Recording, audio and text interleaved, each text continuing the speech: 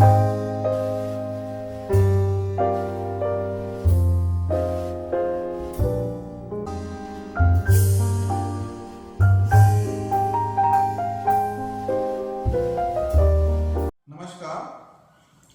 आज आप लोगों के सामने ओरिजिन ऑफ क्वांटम मैकेनिक्स पे कुछ चर्चा करूंगा कि क्वांटम मैकेनिक्स की उत्पत्ति कैसे हुई। क्वांटम मैकेनिक्स कहने से ही हमें क्लासिकल मैकेनिक्स से फीलिंग अलग आती होगी, आप लोगों को भी आती होगी। तो क्लासिकल मैकेनिक्स और क्वांटम मैकेनिक्स में डिफरेंसेस क्या है और क्यों क्वांटम मैकेनिक्स कॉन्सेप्ट आया, ये समझना हमारे लिए जरूरी है। तो उस प्रक्रिया को मैं बताना चाहूंगा आप लोगों की, उसकी उत्पत्ति कैसे, उस कॉन्सेप्ट को हमको डेवलप करना है।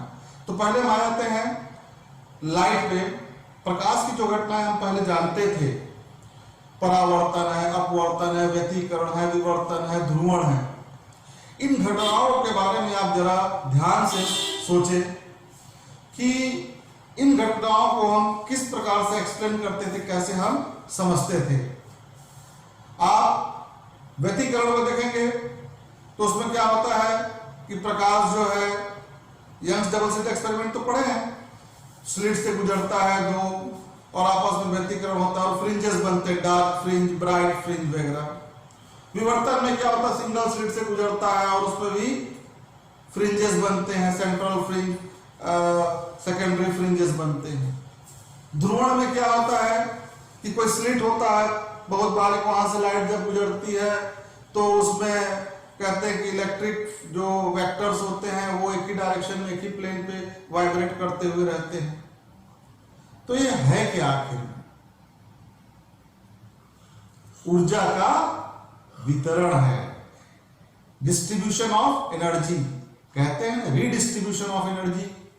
आप उसके व्यतिकरण के लिए उपयोग में डालते हैं, डिस्ट्रीब्यूशन ऑफ एनर्जी डिफ्रैक्शन के लिए डालते हैं। और अनसिमेट्रीनेस, सिमेट्रीनेस खत्म होता है आपके इसमें पोलराइजेशन में। पोलराइजेशन में जैसे कोई लाइट आपकी ओर ऐसे जा रही है तो उसमें इलेक्ट्रिक वेक्टर का ऐसा भी वाइब्रेशन होता है, ऐसा भी वाइब्रेशन होता है, ऐसा भी वाइब्रेशन होता है, ऐसा भी वाइब्रेशन। ये डायरेक्शन क्या है आपकी ओर? Light, direction of propagation of light है और ये वाइब्रेशंस की डायरेक्शन है। तो किसी स्लिट से पार करेगा तो यही वाला वाइब्रेशन, जैसे स्लिट से पास कर रहा है यही वाला वाइब्रेशन जाएगा। तो एक प्रकार से क्या है, यही एनर्जी की ही बात होती है।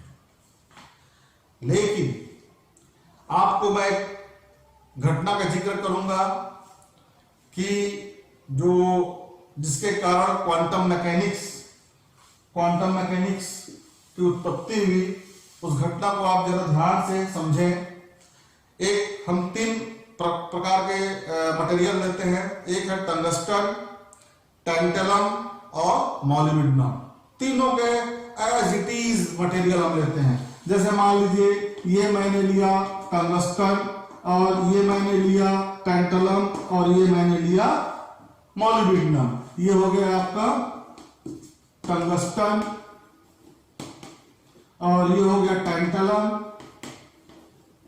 और ये हो गया मॉलिब्डेनम।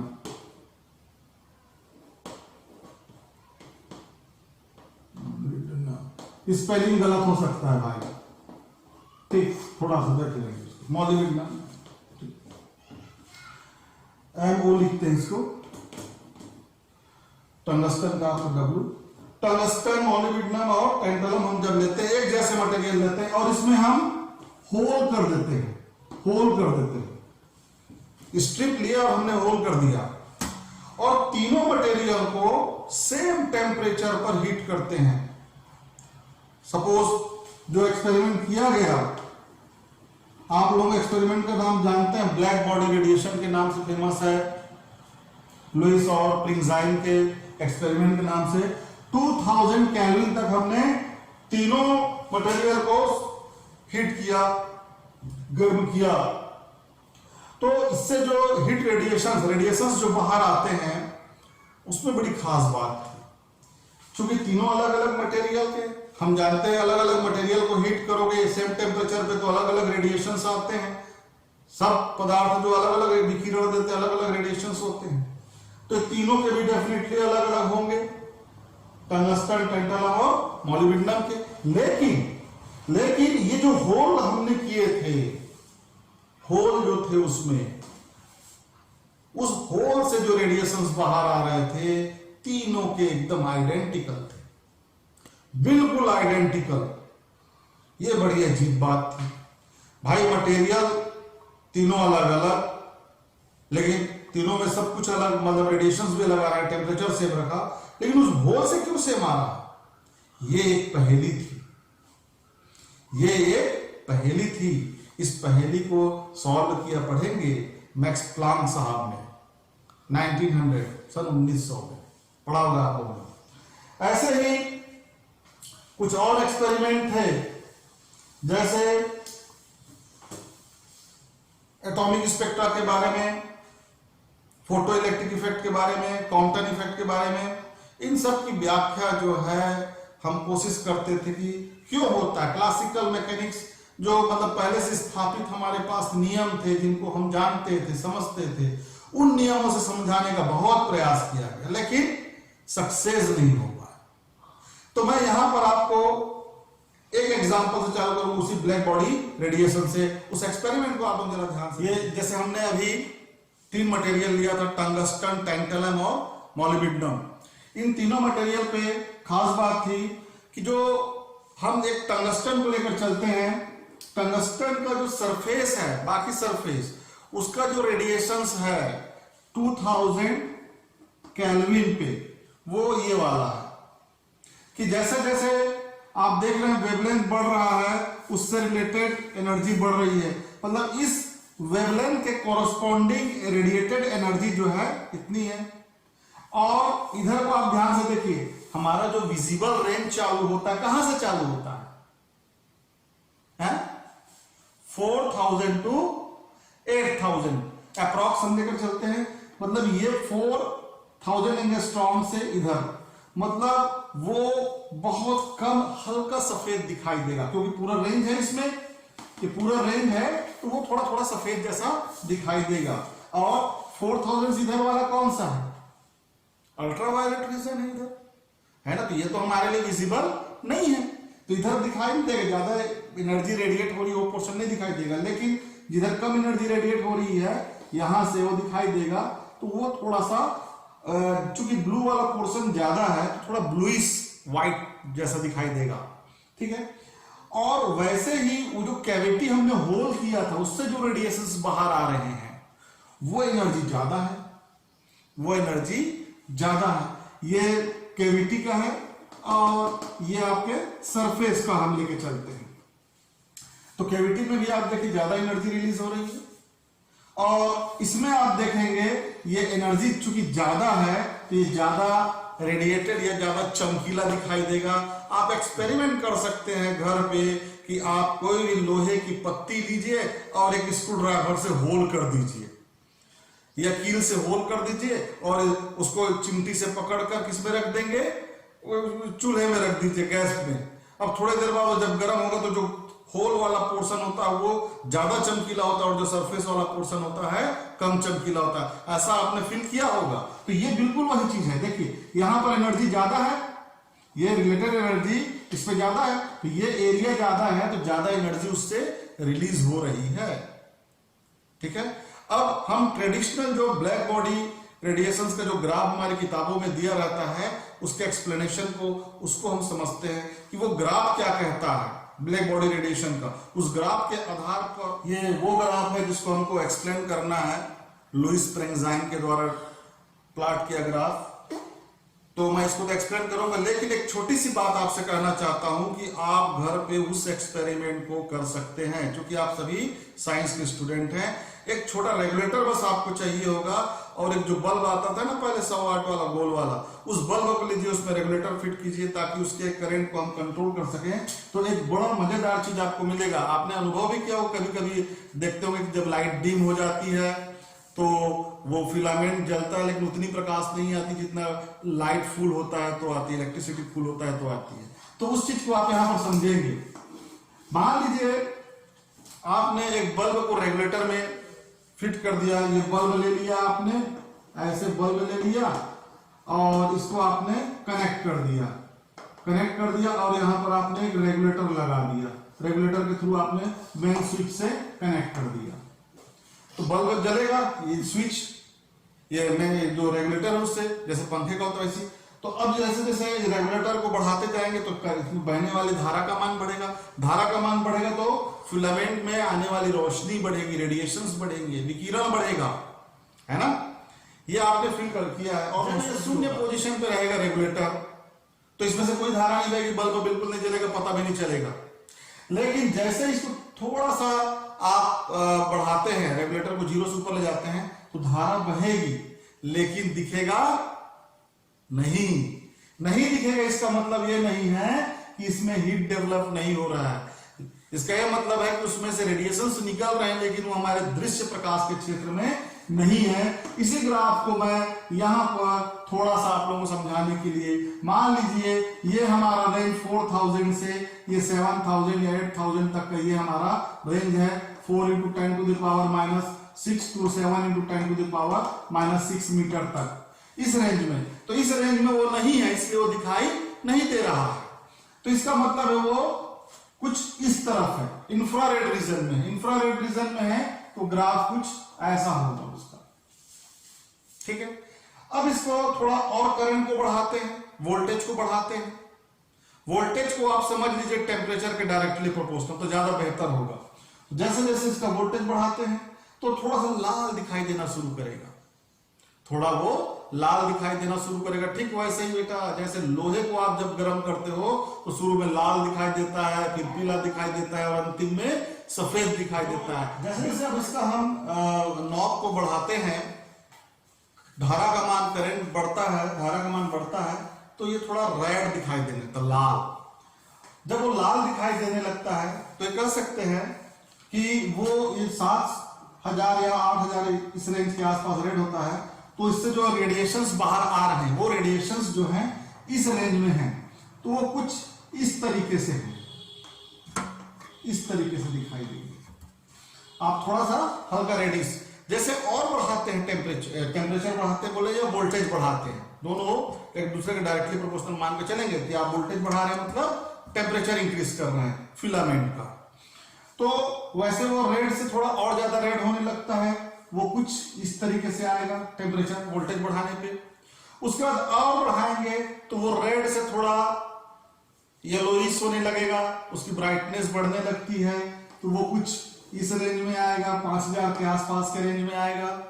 फिर और बहुत ज्यादा हम जब उसको फुल वोल्टेज दे देते हैं, मान लो 100 वॉट का बोलता, पूरा हम वोल्टेज दे दिए 220 वोल्ट, तो वो पूरा अपने उससे रेडिएशन से जलने लगा, वो दिखने लगा, तो वो पूरा का पूरा जो है ऐसे आपको ग्राफ बनेगा।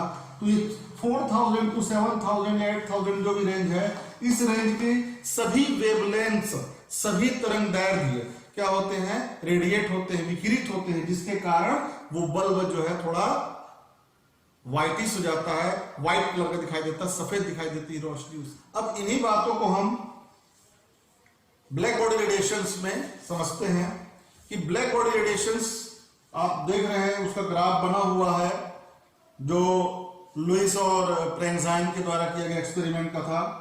आप डिफरेंट टेम्परेचर पे डिफरेंट जो एनर्जी रेडिएशंस का ग्राफ है, ध्यान से देखिए उसको, डिफरेंट टेम्परेचर पे जैसे टेम्परेचर बढ़ रहा है रेडिएशंस बढ़ रहे हैं। ये ई लैम्डा जो है, ई लैम्डा को हम यहाँ पर एनर्जी रेडिएटेड पर सेकेंड पर यूनिट एरिया, या जैसे हिंदी में इसको उत्सर्जकता के नाम से भी कहते हैं, उसको मैं फिर से एक बार रिपीट करता हूं और मैं उसको उस ऊर्जा घनत्व के नाम पे भी दे सकते हैं। कैसे? पर सेकेंड, प्रति second, per unit area, per unit volume कहें, या पर यूनिट वॉल्यूम जब मैं वर्ड यूज करूंगा तो मैं उसको क्या कहूंगा, ऊर्जा घनत्व कहूंगा। ठीक है, तो मतलब मैं यू लैम्डा करके भी मैं इसको लिख सकता हूं, उसमें बहुत कम करता रहेगा। इसका यूनिट जो होता है वॉट पर मीटर स्क्वायर केल्विन। इस ग्राफ को जरा ध्यान से देखेंगे तो ये लैम्डा जो है, लैम्डा जब कम है तो एनर्जी कम है, जैसे जैसे लैम्डा बढ़ रहा है वैसे वैसे एनर्जी भी बढ़ रही है, ऊर्जा विकिरित जो हो रही है, एनर्जी रेडिएटेड एनर्जी बढ़ रही है। तो इस ग्राफ को देखने पे जो पहली बात समझ में आती है वो क्या है कि ये जो वक्र या ये ग्राफ या कर्व है वो क्या है, कंटिन्यूअस है। कैसा है, 0 से लेके इन्फिनाइट लैम्डा तक के लिए क्या है, ये कंटिन्यूस। पहली बात जो समझ में आई वो है ये कंटिन्यूस है। दूसरी बात ध्यान से देखिए, जैसे जैसे लैम्डा इंक्रीज हो रहा है वैसे वैसे एनर्जी रेडिएटेड या रेडिएशन या उत्सर्जकता या ऊर्जा घनत्व जो भी आप कहें वो बढ़ते जा रहा है। लैम्डा बढ़ा ये बढ़ गया, लैम्डा बढ़ा ये बढ़ा, एक पर्टिकुलर वैल्यू तक, लैम्डा के एक पर्टिकुलर वैल्यू तक एनर्जी रेडिएशंस बढ़ रहे हैं, रेडिएटेड एनर्जी बढ़ रहे हैं, लेकिन उस लैम्डा के बाद आगे जाएंगे तो एनर्जी वो कम होते जा रहा है। दूसरी बात हमको समझ में आई कि 0 से लैम्डा तक ई लैम्डा क्या होगा, इंक्रीज हो रहा है। दूसरा lambda M to infinite E lambda क्या हो रहा है, डिक्रीज हो रहा है।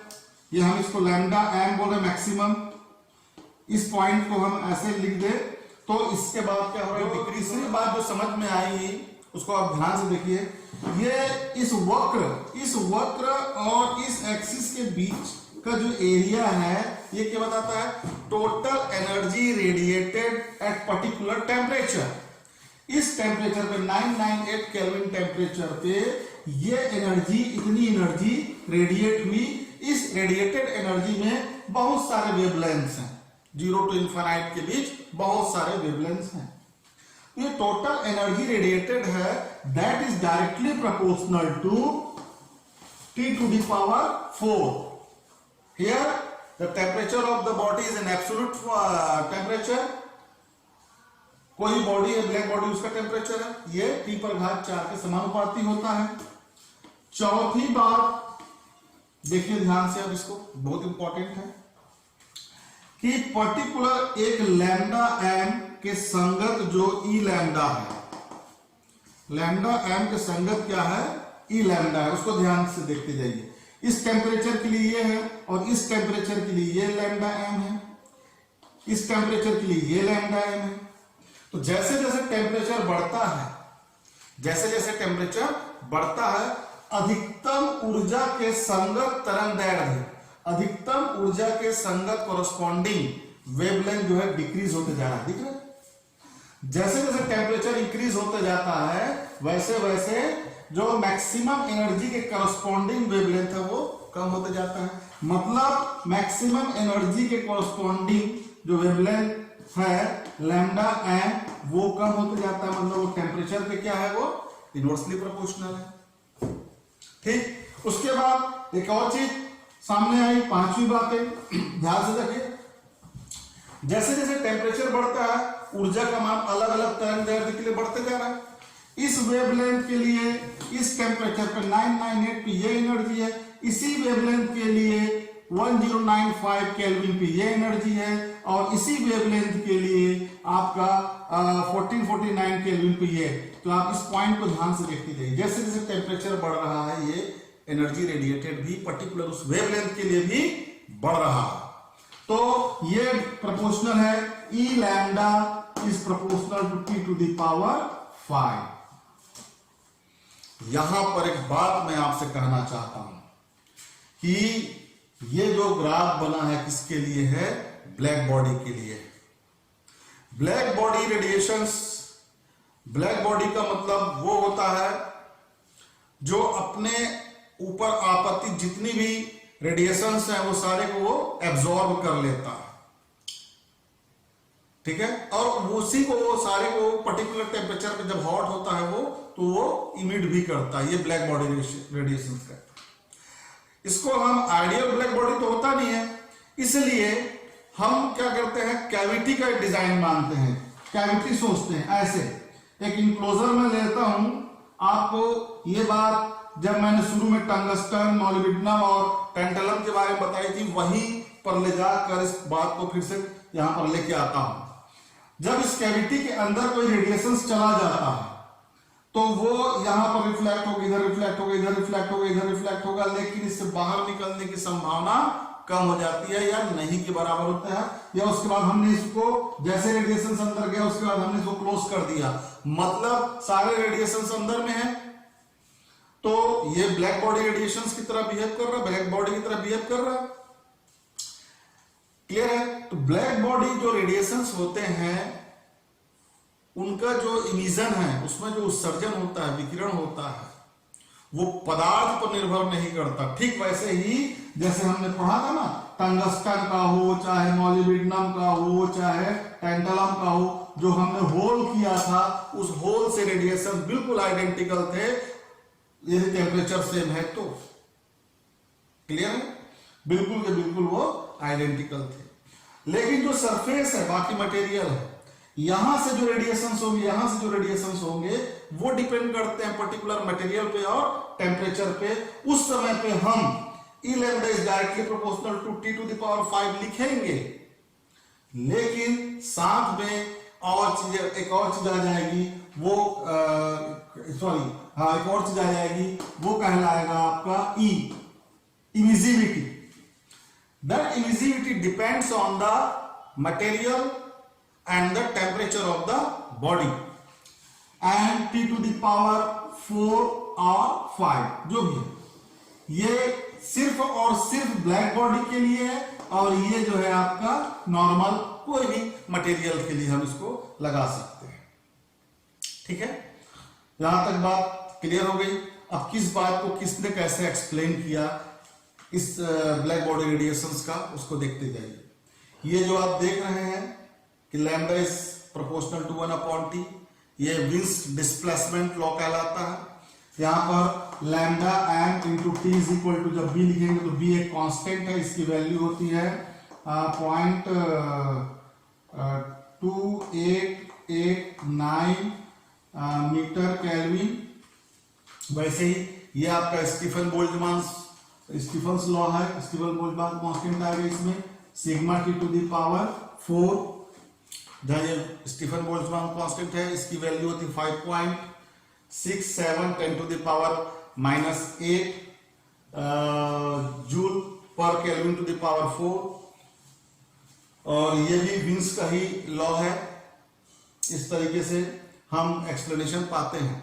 इसमें इस ग्राफ कैसे ये ऐसे इंक्रीज होता है, कैसे ये डिक्रीज होता है, उसी टेम्परेचर पर अलग अलग वेवलेंथ के लिए, उस बात को समझाने का प्रयास किया। डस्टर कहाँ गया? इधर।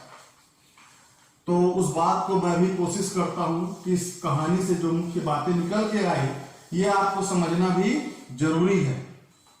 पहली बात समझ में आई कि lambda M T is equal to some constant है, या कह सकते हो कि lambda M is inversely proportional to T है, या T is inversely proportional to lambda M या लैम्डा एम। ठीक। दूसरी बात जो समझ में आई, E lambda is proportional to T to the power 5। जो रेडिएशंस हैं वो किस पे डिपेंड कर रहा है? टी टू द पावर 5 पे। यदि इन दोनों इक्वेशन को हम मिक्स कर दें तो ये कैसा लगेगा?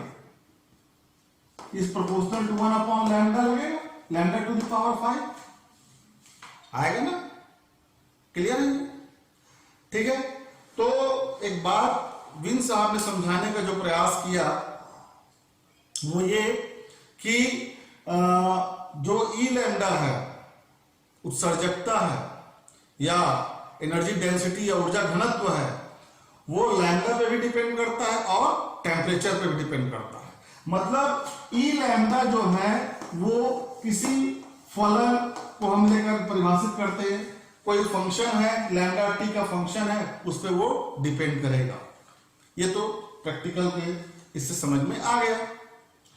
इस बात को विन साहब ने कहा कि ये जो फंक्शन है जो लैम्डा और टी पे डिपेंड करता है, उस फंक्शन को उन्होंने बताया क्या? इज इक्वल टू, ये बताया कि ये एक्सपोनेंशियल फंक्शन होना चाहिए। ये एक्सपोनेंशियल फंक्शन है और ये वैल्यू है माइनस कोई कांस्टेंट ले लेते C2 लैम्डा टी के बराबर है।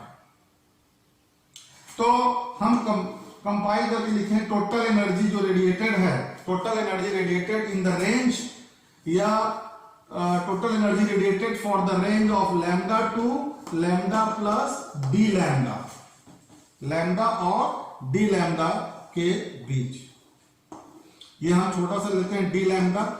ये एनर्जी डी लैम्डा परास में, डी लैम्डा रेंज में जो एनर्जी रेडिएट होगी वो ई लैम्डा इज इक्वल टू, ये होगा कोई constant C1 lambda two the power 5 और एक फंक्शन इसका भी है, इसको हम लेते minus C2 upon lambda T into D lambda. इस ग्राफ को भी आपको ध्यान से देखना है, सॉरी इस फॉर्मूले को भी देखिए कैसे ये एक्सप्लेन करता है, इस ग्राफ कैसे बढ़ेगा और कैसे कम। जब लैम्डा का मान कम रहता है, शुरू की बात है, जब लैम्डा का मान कम रहता है तो होता क्या, लैम्डा का मान जब कम रहता है तो 1 अपॉन लैम्डा 5 और 1 upon E to the power lambda, sorry 1 C2 upon lambda T, ये दो चीजें हैं ना यहाँ पर, इनको देखो। तो जब लैम्डा का मान कम रहता है तो ये वाला पोर्शन, वैसे तो लग रहा है कि लैम्डा मतलब बढ़ता जाएगा तो इसका मान कम होता जाएगा, मतलब ये शुरू में 0 से लेकर लैम्डा n तक ये वाला पोर्शन ज्यादा प्रभावी नहीं होता है, ये वाला पोर्शन प्रभावी होता है। तो ग्राफ यहां से यहां तक बढ़ते जाता है, यहां से यहां तक बढ़ते जाता है। मतलब जो विंस का जो नियम है वो ये बताता है कम लैम्डा के लिए 0 से लेके लैम्डा m तक, 0 से लैम्डा m तक के जो ग्राफ का वेरिएशंस हैं उसको तो समझा पाता है, लेकिन लैम्डा m के बाद का वेरिएशन फिर कम क्यों होते जाता है उस चीज को वो नहीं समझा पाया। तो इस बात को हम रेले जीन में समझ लेते हैं, ठीक है।